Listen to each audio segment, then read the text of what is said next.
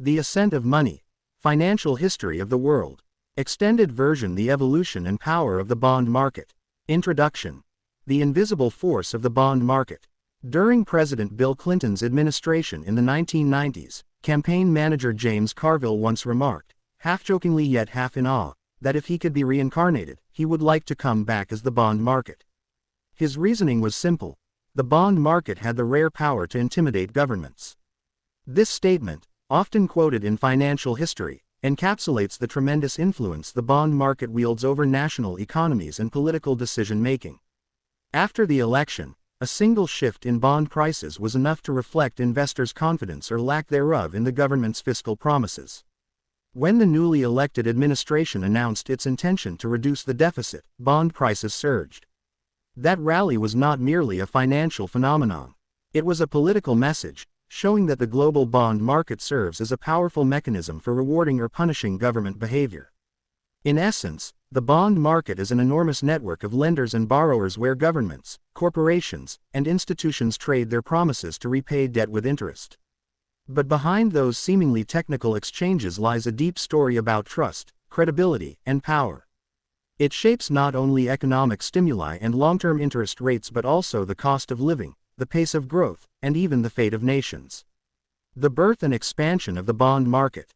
The origins of the bond market stretch back to the merchant republics of medieval Italy.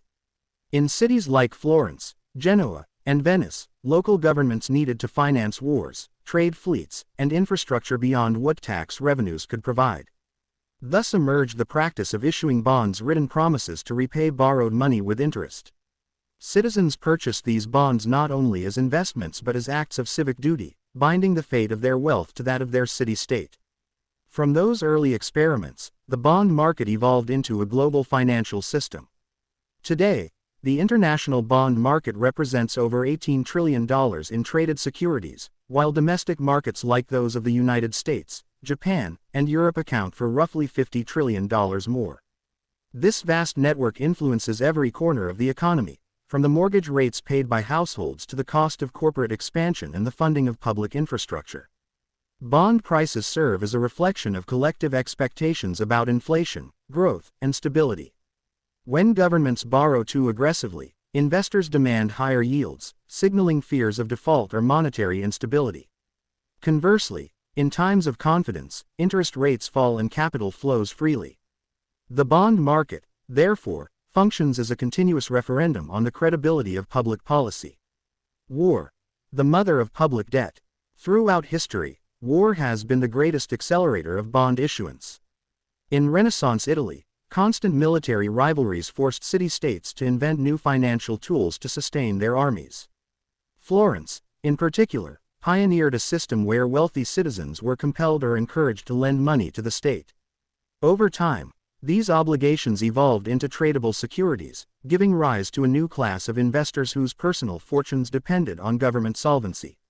This mechanism transformed the relationship between rulers and the ruled. Citizens who were bondholders had a vested interest in the government's stability and transparency. Thus, war not only reshaped political borders but also gave birth to early notions of financial accountability and participatory economics. The Rothschild Revolution. Finance as power. Fast forward to the early 19th century. The Napoleonic Wars provided a stage for a new kind of financial power, the rise of international banking dynasties. Among them, the Rothschild family stood supreme. Nathan Mayer Rothschild, based in London, orchestrated an unprecedented network of financial operations that stretched across Europe. His most remarkable achievement was using gold shipments to fund the British Army's campaigns against Napoleon. By managing vast sums of capital, he effectively became a financier of empires. The Rothschilds demonstrated that the control of capital could rival military might. Their strategic positioning during and after the wars allowed them not only to accumulate immense wealth but also to exert subtle yet undeniable influence over governments. However, their approach was not rooted in promoting war itself. They understood that stability, not chaos, ensured long-term profitability. Their investments therefore favored peace, trade, and predictability, conditions under which the bond market thrives. The American Civil War and the limits of credit. When the American Civil War erupted in 1861, both the Union and the Confederacy turned to the bond market to fund their causes. The Confederacy, lacking an established credit reputation, attempted to issue cotton-backed bonds to attract European investors. They hoped that the dependence of European industries on Southern cotton would secure foreign financing. Yet, the plan faltered. Investors, including the Rothschilds, deemed Confederate bonds too risky. As Union forces captured key ports, the South's financial credibility collapsed, and with it, their hopes of sustaining the war effort. This episode underscored a fundamental truth. Financial trust, once lost, is nearly impossible to regain. Inflation, the silent enemy of the bondholder. After the Civil War, and especially following World War I, inflation emerged as the greatest threat to the bond market. Nowhere was this more devastating than in 1920s Germany. Hyperinflation wiped out the savings of millions, turning once wealthy bondholders into paupers overnight. Bonds that were once seen as symbols of safety became worthless paper.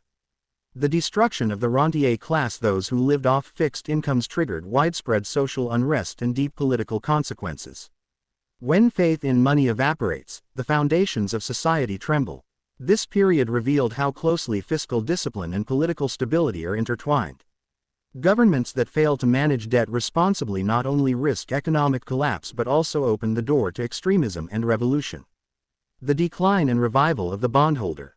The 20th century saw the bondholder's reputation rise and fall like the tides. In the inflationary decades following World War II, fixed-income investors suffered as prices eroded the real value of returns.